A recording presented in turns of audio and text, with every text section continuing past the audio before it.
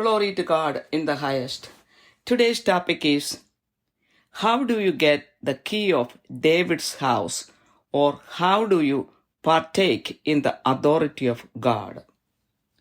Heavenly Father, I thank you for the past week.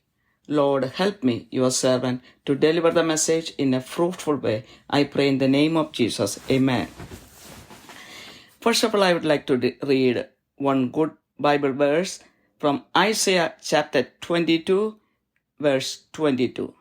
Then I will set the key of the house of David on his shoulder. When he opens, no one will shut. When he shuts, no one will open. God was not pleased with Shebna, who was in charge of the royal household.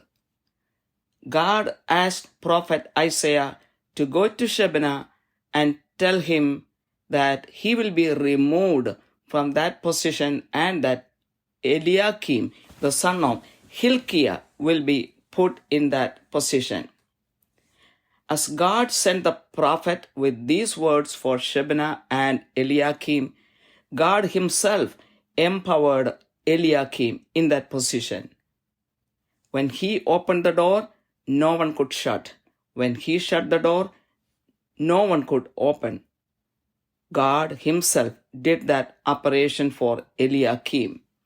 Let me repeat the verse one more time. Isaiah chapter 22, verse 22.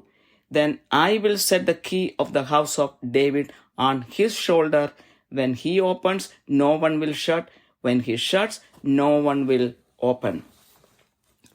In the Bible, we can see God empowering different people at different times to carry out his mission. In Isaiah chapter 45, verses 1 and 2, we see God empowers Cyrus to rebuild Jerusalem. Thus says the Lord to Cyrus, his anointed, whom I have taken by the right hand to subdue nations before him and loose the loins of kings, to open door before him so that gates will not be shut. I will go before you and make the rough places smooth. I will shatter the doors of bronze and cut their iron bars. In the book of Revelation, Jesus spoke to his disciple John about his future gospel works when he lived in exile in the island of Patmos. He wrote 7 letters to the 7 churches of Asia Minor, or the current Turkey, as per the request of Jesus. In his letter to the church of Philadelphia, Jesus introduced himself in Revelation 3, verse 7. And to the angel of the church in Philadelphia write, he who is holy, who is true, who has the key of David, who opens and no one will shut, and who shuts and no one opens, says this. Let's see, what is the meaning of the key of David's house? I would like to explain using 4 points. 1, it refers to the authority of David's descendants to the throne of Israel. The royal throne, that is the throne on which David and Solomon sat, is named as the throne of the Lord. In 1 Chronicles chapter 29, verse 23, it says, Then Solomon sat on the throne of the Lord as king instead of David his father, and he prospered, and all Israel obeyed him. 2, it refers to the authority of Jesus over the house of David. Jesus is a descendant of David too. Jesus Christ is the ultimate recipient of the key of David's house. The key of the house of David then represents God's governance in Zion, Israel, for 1,000 years, which is described in several parts of the Bible as new heaven and new earth, especially in Revelation chapter 21, Isaiah chapters 11 and 65, and in several verses in the book of Psalms. In Revelation chapter 21, verse 10, we see the heavenly Jerusalem will come down from heaven to Zion, Israel, where the house of David existed. The righteous kingship of Jesus in Zion will take place for 1,000 years, the only person in authority in the whole world will be Jesus. 3. Whoever is dear to Jesus also gets the key of the house of David. By getting the key of the house of David, we partake in the supreme authority of Jesus to govern in his earthly kingdom and heavenly kingdom. Even the key of a regular household is not given to anyone who comes to the house. It is given only to someone who is very dear, very special, and whom we trust. If we are taken to Jesus during rapture, we will partake in the rule of his righteous kingdom. In Revelation chapter 21, verse 27, it says, only those whose names are written in the book of life will enter into the kingdom. In Revelation chapter 20, verses 4 to 6, it says, then I saw thrones, and they sat on them, and judgment was given to them, and I saw the souls of those who had been beheaded because of their testimony of Jesus and because of the word of God, and those who had not worshipped the beast or his image, and had not received the mark on their forehead and on their hand, and they came to life and reigned with Christ for 1,000 years. The rest of the dead did not come to life until the 1,000 years were completed. This is the first resurrection. Blessed and holy is the one who has a part in the first resurrection. Over this, the second death has no power, but they will be priests of God and of Christ, and will reign with him for 1,000 years. 4. It refers to the authority of Jesus over God's kingdom. The key of David is an important biblical concept that refers to Jesus Christ and his authority over God's kingdom. God gave the key of David to Jesus Christ, allowing him to open and close the doors to salvation and access God's kingdom. As the descendant of David and as the promised Messiah, Jesus has the right to administer access to God's kingdom. The key of David is a symbol of the full authority God has entrusted to Jesus over the church. Possession of this key means that Jesus decides who may enter his kingdom and participate in its blessings. He opens the door of salvation through his sacrificial death, and no one can close it. But for those who reject Christ, he shuts the door of the kingdom and no one can open it. Jesus has the key of the heavenly kingdom. Only through him we all enter the kingdom of God. We get the authority to enter the kingdom of God. In John chapter 14, verse 6, it says, I am the way and the truth and the life. No one comes to the Father but through me. These are the words of Jesus. In John chapter 10, verse 9, Jesus said, I am the door. If anyone enters by me, he will be saved and will go in and out and find pasture. Let's see, what are the other benefits of getting the key of the house of David?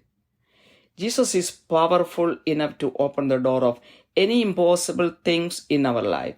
Also, he has the power and authority to shut the door of any calamity or devilish influence in our life. If he opens or shuts the door, no one can do the opposite.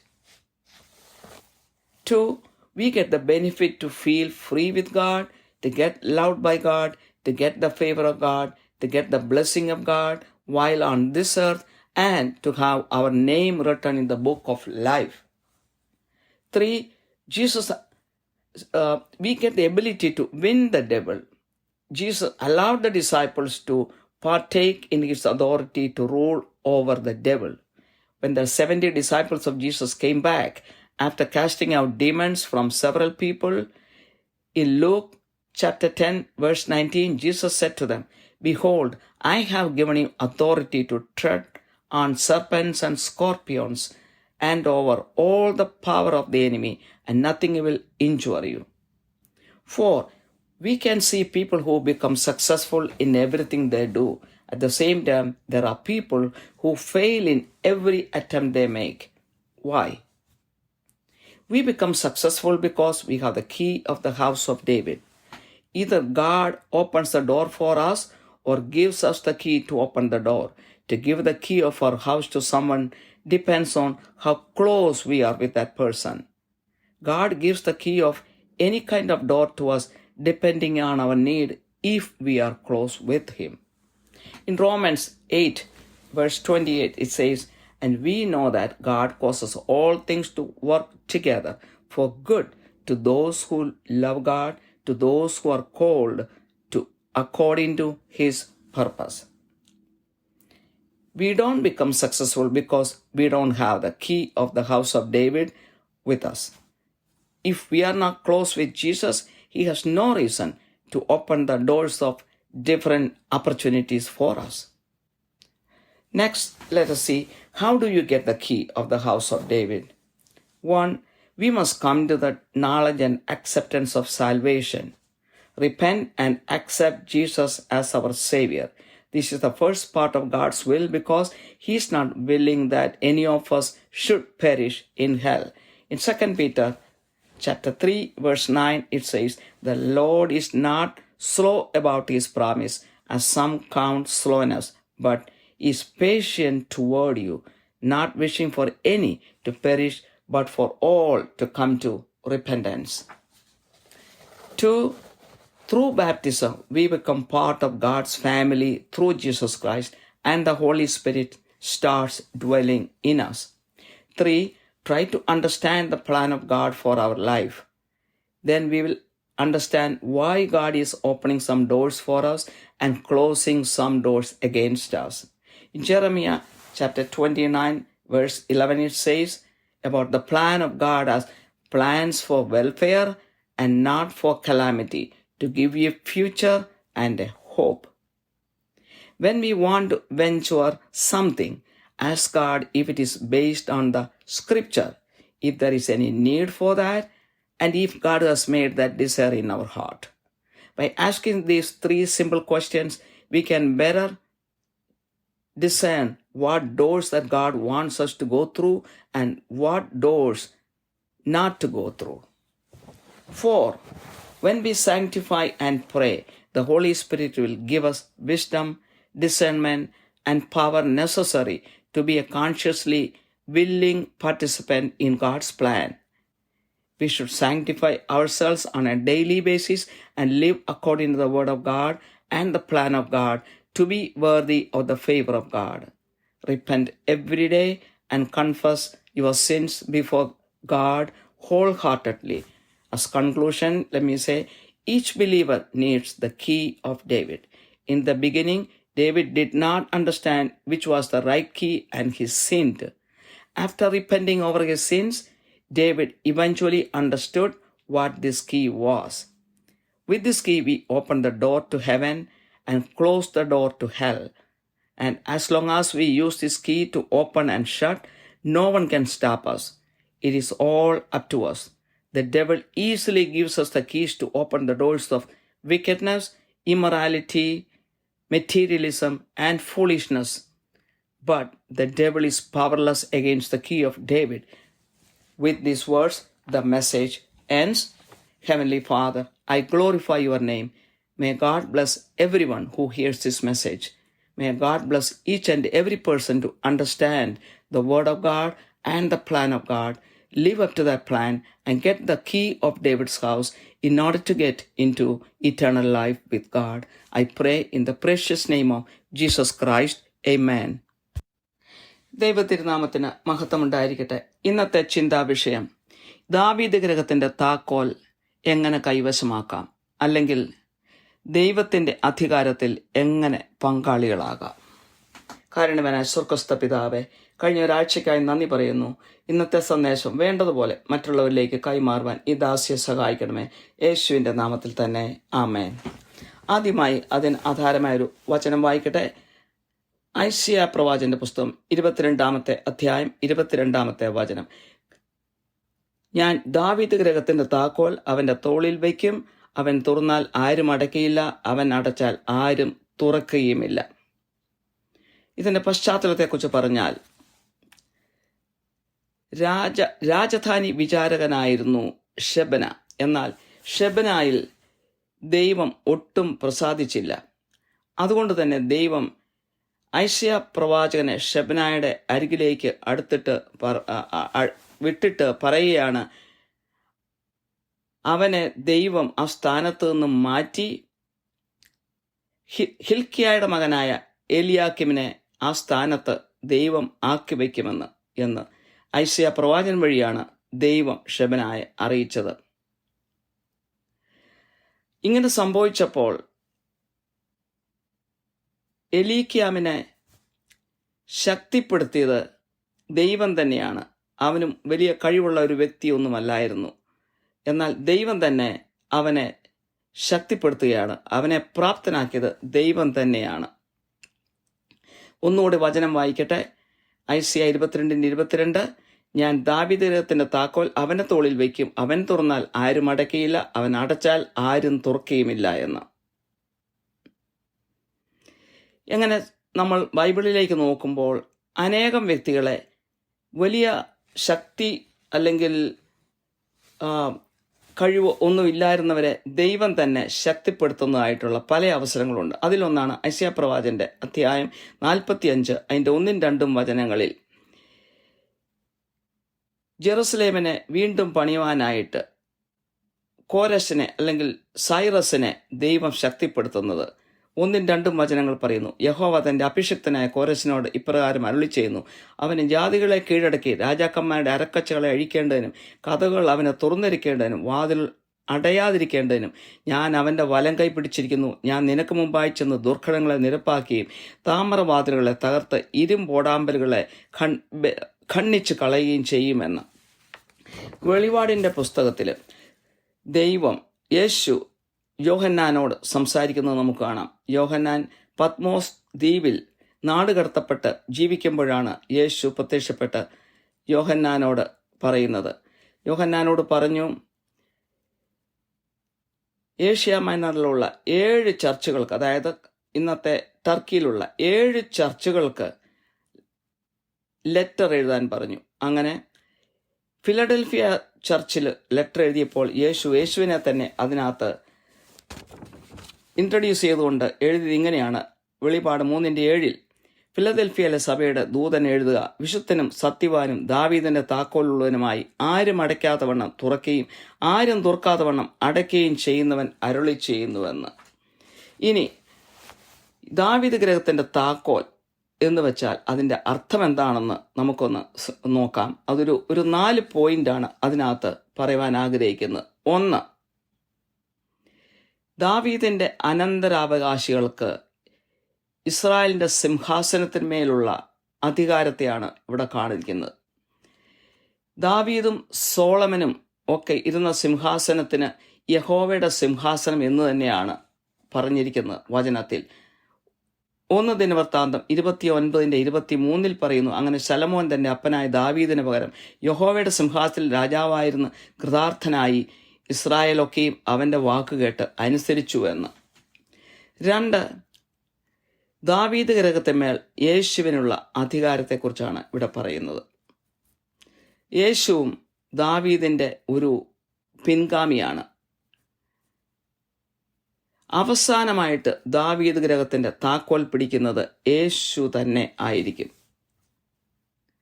അപ്പോൾ സിയോനിലുള്ള ദൈവത്തിന്റെ ഭരണത്തെക്കുറിച്ചാണ് ഇവിടെ പരാമർശിക്കുന്നത്. ദാവീദ് ഗൃഹത്തിന്റെ താക്കോൽ പിടിക്കുന്ന ആളായിരിക്കും സിയോനിൽ ഭരണം നടത്തുന്നത്. അത് യേശു ക്രിസ്തുവാണ്. അത് 1000 വർഷത്തേക്കുള്ള ഒരു നീതി ഭരണമാണ്. അത് സുവിശേഷത്തിന്റെ അനേക ഭാഗങ്ങളിൽ കാണാം. വ്യക്തമായിട്ട് വെളിപാട് പുസ്തകം 21-ലും ഐശയ്യാ അധ്യായങ്ങൾ 11-ലും 65-ലും അതുപോലെ തന്നെ സങ്കീർത്തനങ്ങളിൽ അനേകം വചനങ്ങളിൽ അതേക്കുറിച്ച് കാണാം. വെളിപാട് 21:10 സ്വർഗീയ ജെറുസലേം സ്വർഗത്തിൽ നിന്ന് താഴേക്ക് സിയോനിലേക്ക് ഇറങ്ങി വരുന്നത് തന്നെ ദർശനമായിട്ട് യേശു യോഹന്നാനെ കാണിച്ചു കൊടുക്കുന്നത് നമുക്ക് കാണാം.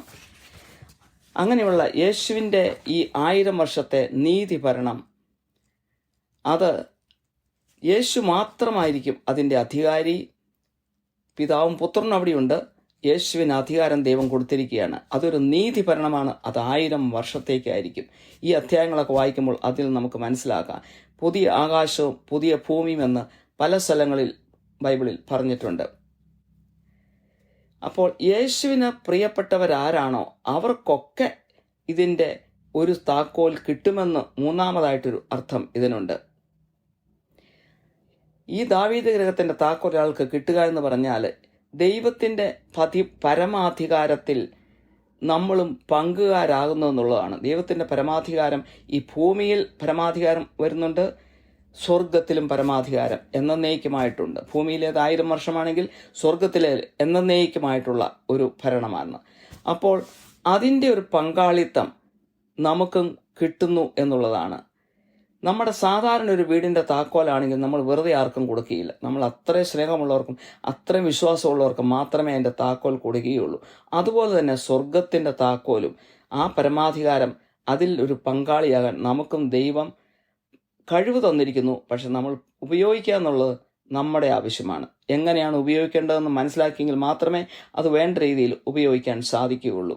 കർത്താവിൻ്റെ റാപ്ചർ, അതായത് വാനമേഘങ്ങളിൽ കർത്താവ് പ്രത്യക്ഷപ്പെടുമ്പോൾ കർത്താവിൻ്റെ ജനത്തെ ദൈവം കൊണ്ടുപോകും. ആ കൂട്ടത്തിൽപ്പെടാൻ നമ്മൾക്ക് ഭാഗ്യമുണ്ടെങ്കിൽ കർത്താവിൻ്റെ നീതിഭരണത്തിൽ 1000 വർഷത്തിൽ നമുക്കും ദൈവത്തോടൊപ്പം ആ നീതിഭരണത്തിൽ പങ്കുകൊള്ളുവാൻ സാധിക്കും. വെളിപാട് 21:27 പറയുന്നു, ജീവന്റെ പുസ്തകത്തിൽ പേരെഴുതിയിട്ടുള്ളവർ മാത്രമേ അതിൽ കടക്കുകയുള്ളൂ എന്ന്. വെളിപാട് 20:4 മുതൽ 6 വരെയുള്ള വചനങ്ങളിൽ പറയുന്നു, ഞാൻ ന്യായാസനങ്ങളെ കണ്ടു, അവയിൽ ഇരിക്കുന്നവർക്ക് ന്യായവിധിയുടെ അധികാരം കൊടുത്തു.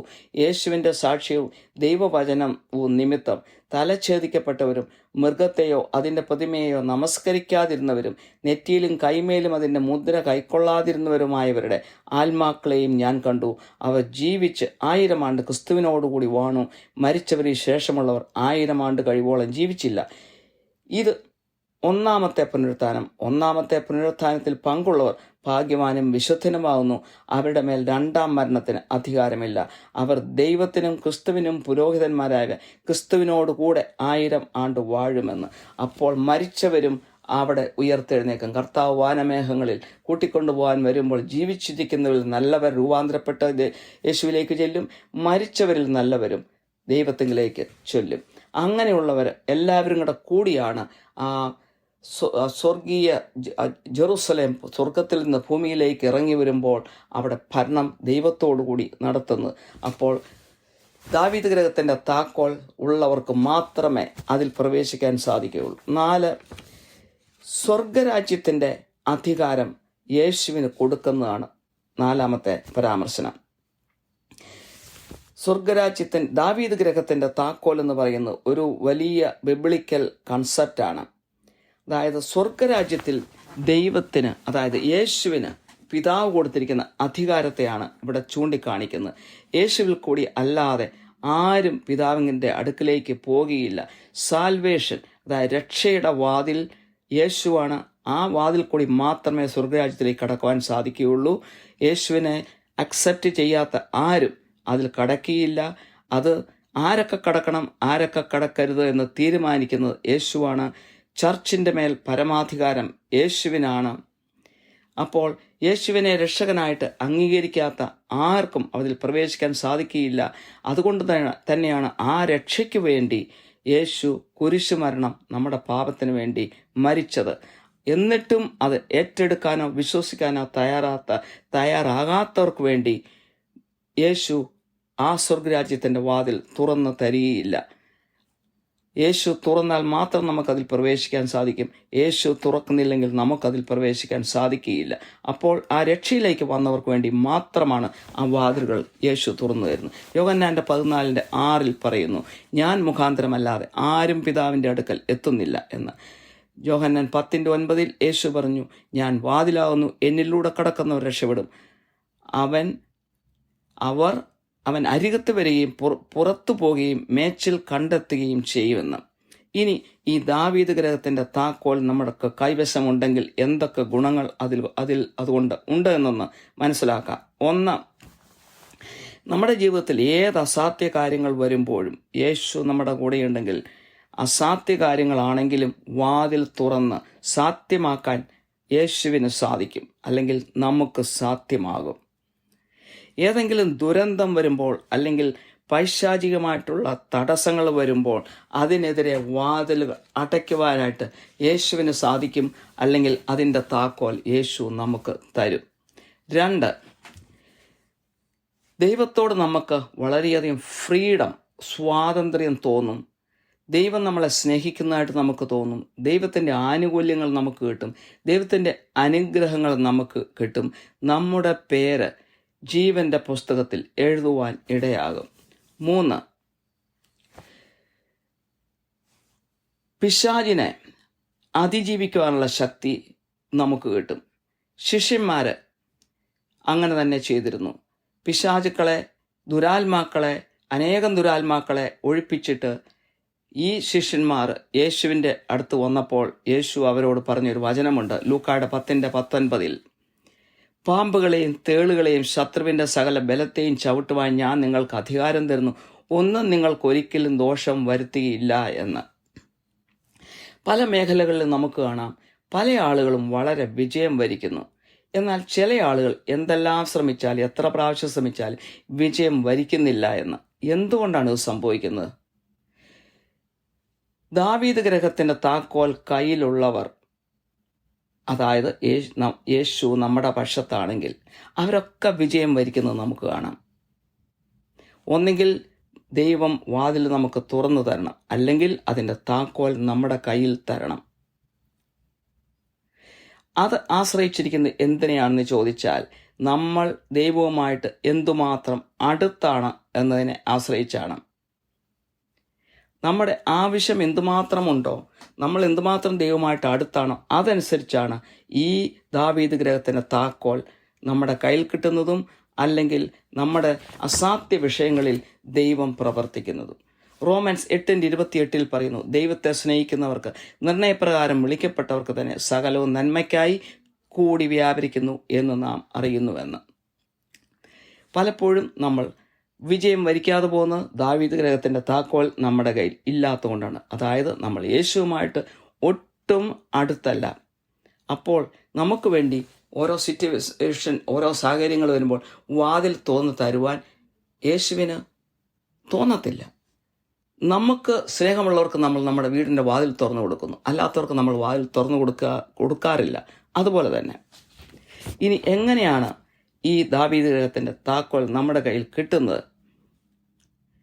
ഒന്നാമതായിട്ട് രക്ഷയെക്കുറിച്ച് നമുക്കൊരറിവുണ്ടായിരിക്കണം. ആ രക്ഷയെ നമ്മൾ സ്വീകരിക്കണം. നമ്മുടെ പാപങ്ങളെ ഓർത്ത് നമ്മൾ അനുതപിക്കണം. രക്ഷകനായി യേശുവിനെ അംഗീകരിക്കണം. ഇതാണ് ദൈവത്തിൻ്റെ ആദ്യത്തെ ആഗ്രഹം. കാരണം നമ്മൾ നശിക്കാൻ ദൈവം ആഗ്രഹിക്കുന്നില്ല. 2 പീറ്റർ 3:9 പറയുന്നു, ചിലർ താമസമെന്ന് വിചാരിക്കുന്നത് പോലെ കർത്താവ് തൻ്റെ വാഗ്ദത്തം നിവർത്തിപ്പാൻ താമസിക്കുന്നില്ല. ആരും നശിച്ചു പോകാതെ എല്ലാവരും മാനസാന്തരപ്പെടുവാൻ അവൻ ഇച്ഛിച്ച് നിങ്ങളോട് ദീർഘക്ഷമ കാണിക്കുന്നതേ ഉള്ളൂ എന്ന്. 2, നമ്മൾ മാമോദിസ വഴി ദൈവത്തിൻ്റെ കുടുംബത്തിലെ അംഗങ്ങളാകുന്നു യേശു ക്രിസ്തു വഴി. അങ്ങനെ പരിശുദ്ധാത്മാവ് നമ്മളിൽ വാസമുറപ്പിക്കും. 3, ദൈവത്തിൻ്റെ പദ്ധതി എന്താണെന്ന് നമ്മൾ മനസ്സിലാക്കുക.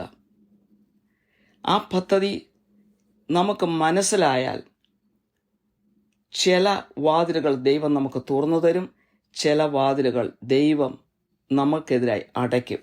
അത് നമ്മുടെ നന്മയ്ക്ക് വേണ്ടിയാണ് ദൈവം ഇങ്ങനെ ചെയ്യുന്നത്. ജെറമ്യ 29:19 ദൈവത്തിന് നമ്മളെക്കുറിച്ചുള്ള പദ്ധതിയെക്കുറിച്ച് പറയുന്നു. നിങ്ങൾ പ്രത്യാശിക്കുന്ന ശുഭഭാവി വരുവാൻ തക്കവണ്ണം ഞാൻ നിങ്ങളെക്കുറിച്ച് നിരൂപിക്കുന്ന നിരൂപണങ്ങൾ ഇന്നവയെന്ന് ഞാൻ അറിയുന്നു. അവ തിന്മയ്ക്കല്ല നന്മയ്ക്കത്രയുള്ളൂ നിരൂപണങ്ങൾ എന്ന് യഹോവയുടെ അരുളപ്പാട് എന്ന്. നമ്മൾ ഏതെങ്കിലും സംരംഭം തുടങ്ങാൻ പോകുമ്പോൾ ദൈവത്തോട് തന്നെ ചോദിക്കണം, ഇത് വേദപുസ്തക അടിസ്ഥാനത്തിലുള്ള ഒരു ആഗ്രഹമാണോ? എനിക്കതിൻ്റെ ആവശ്യമുണ്ടോ? ദൈവം തന്നെയാണോ ഈ ആഗ്രഹം എൻ്റെ ഹൃദയത്തിൽ തന്നത്? ഈ 3 ചോദ്യങ്ങൾ ചോദിച്ച് അതിന് ഉത്തരം നമുക്ക് കണ്ടുപിടിക്കാമെങ്കിൽ ദൈവം നമ്മളെ നേർവഴിയിൽ നടത്തും. അതുപോലെ തന്നെ ഏതൊക്കെ വാതിലിൽ കൂടി കടക്കണം, ഏതൊക്കെ വാതിലിൽ കൂടി കടന്നു പോകരുത് എന്നും ദൈവം നമുക്ക് കാണിച്ചു തരും. 4, നമ്മൾ നമ്മളെ തന്നെ വിശദീകരിക്കുകയും പ്രാർത്ഥിക്കുകയും ചെയ്താൽ പരിശുദ്ധാത്മാവ് നമ്മളിൽ ജ്ഞാനം കൊണ്ട് നിറയ്ക്കും, ഡിസേൺമെൻറ്റ് തരും, ദൈവത്തിൻ്റെ പദ്ധതിയിൽ ഭാഗഭാക്കുകളാക്കുകയും ചെയ്യും. നമ്മൾ നമ്മളെ തന്നെ എല്ലാ ദിവസവും വിശുദ്ധീകരിക്കേണ്ട ആവശ്യകതയുണ്ട്. വചനമനുസരിച്ച് ജീവിക്കേണ്ട ആവശ്യകതയുണ്ട്. ദൈവത്തിൻ്റെ പദ്ധതി എന്താണെന്ന് അറിയേണ്ട ആവശ്യകതയുണ്ട്. ആ പദ്ധതി അനുസരിച്ച് ജീവിക്കേണ്ട ആവശ്യകതയുണ്ട്. അങ്ങനെയാണ് നമ്മൾ ദൈവത്തിൻ്റെ പ്രീതി സമ്പാദിക്കുന്നത്. എല്ലാ ദിവസവും അനുതപിച്ച് മാനസാന്തരപ്പെട്ട് നമ്മുടെ പാപങ്ങളെ കഴുകിക്കളയുക, പശ്ചാത്തപിക്കുക. ഇതൊക്കെയാണ് ദൈവം നമ്മൾ ഇന്ന് ആഗ്രഹിക്കുന്നത്. കൺക്ലൂഷനായിട്ട് പറയട്ടെ, എല്ലാ വിശ്വാസിയും ദൈവത്തിൻ്റെ ആ ദാവീദ് ഗൃഹത്തിൻ്റെ താക്കോൽ ആവശ്യമുള്ളവരാണ്. ദാവീദ് പോലും ആദ്യം അവൻ ആ താക്കോൽ വേണ്ട രീതിയിൽ ഉപയോഗിക്കാൻ അറിയത്തില്ലായിരുന്നു. അതുകൊണ്ട് തന്നെയാണ് അവൻ പാപം ചെയ്തത്. എന്നാൽ അവൻ പാപം ചെയ്തു കഴിഞ്ഞപ്പോൾ അവൻ അനുതപിച്ചു. അങ്ങനെ സ്വയം വിശദീകരിച്ചുകൊണ്ട് ദൈവത്തിൻ്റെ അടുത്തേക്ക് വന്നപ്പോൾ ആ താക്കോല് പൂർണ്ണമായും അതിൻ്റെ ഉടമസ്ഥത അവൻ്റെ കയ്യിൽ വെക്കുവാനുള്ള അധികാരം ദൈവം അവന് കൊടുത്തു. അങ്ങനെ ആ താക്കോൽ നമ്മുടെ കയ്യിലുണ്ടെങ്കിൽ സ്വർഗരാജ്യത്തിൻ്റെ വാതിൽ ദൈവം നമുക്ക് വേണ്ടി തുറന്നു തരും. നരകത്തിൻ്റെ വാതിലുകൾ നമുക്കെതിരായിട്ട് ദൈവം അടയ്ക്കും. അങ്ങനെ ദൈവം അടയ്ക്കുകയോ തുറക്കുകയോ ചെയ്താൽ മറ്റാർക്കും അതിന് വിരുദ്ധമായിട്ട് ഒന്നും ചെയ്യുവാൻ സാധിക്കുകയില്ല. സാത്താൻ പല വാതിലിൻ്റെ താക്കോൽ നമ്മുടെ കയ്യിൽ കൊണ്ടുവന്ന് തരും. ദുഷ്ടതയുടെ താക്കോൽ, അധാർമികതയുടെ, ലോകമോഹത്തിൻ്റെ, ഫൂളിഷ്നെസ്, അതായത് വിഡ്ഢിത്തരത്തിൻ്റെ ഒക്കെ താക്കോലുകൾ നമ്മുടെ കയ്യിൽ കൊണ്ടുവന്ന് തരും. നമ്മളത് വാങ്ങിക്കരുത്. ദൈവം തരുന്ന താക്കോൽ, അതായത് ദാവീദ് ഗൃഹത്തിൻ്റെ താക്കോൽ മാത്രം നമ്മൾ വാങ്ങിക്കുക. അങ്ങനെ അനുഗ്രഹം പ്രാപിക്കുക. ഇതോടെ ഈ വചന ശുശ്രൂഷ ഇവിടെ അവസാനിക്കുന്നു. കാരുണ്യവാനായ ക്രിസ്തു പിതാവേ, ഈ സന്ദേശം കേൾക്കുന്ന എല്ലാവരെയും അനുഗ്രഹിക്കണമേ. ദൈവവചനം മനസ്സിലാക്കുവാനും ദൈവത്തിന് നമ്മളെക്കുറിച്ചുള്ള പദ്ധതി മനസ്സിലാക്കുവാനും അതനുസരിച്ച് ജീവിക്കാനും അങ്ങനെ ദാവീദ് ഗൃഹത്തിൻ്റെ താക്കോൽ കരസ്ഥമാക്കുവാനും അതുവഴി സ്വർഗരാജ്യത്തിൽ പ്രവേശിക്കുവാനും എല്ലാവരെയും അനുഗ്രഹിക്കണമേ. മാനവും മഹത്വവും അവിടത്തേക്ക് തരുന്നു. യേശു ക്രിസ്തുവിൻ്റെ വിലയേറിയ നാമത്തിൽ തന്നെ. ആമേൻ.